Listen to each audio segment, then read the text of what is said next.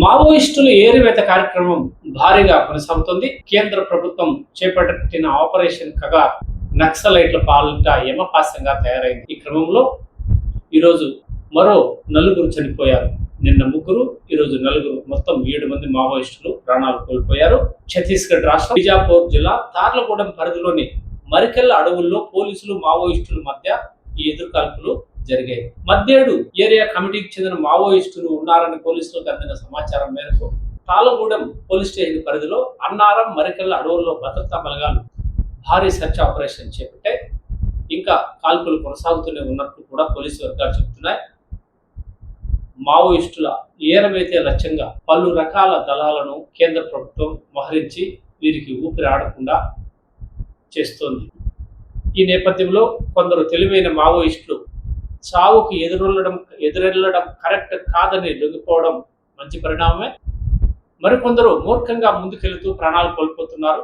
ఇటీవలే హిడ్మా గ్రూప్కు చెందిన 2 నక్సల్స్ కూడా పేలుడు పదార్థాలు అమర్చుతున్నారన్న సమాచారం అందుకుని పోలీసులు అదుపులోకి తీసుకున్నారు.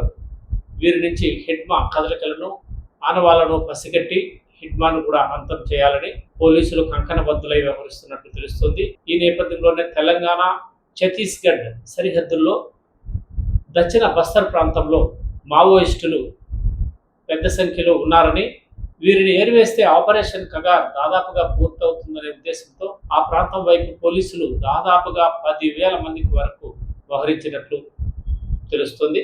ఈ క్రమంలోనే నక్సలైట్లని పోలీసులు ఎన్కౌంటర్ చేసి చంపేశారు.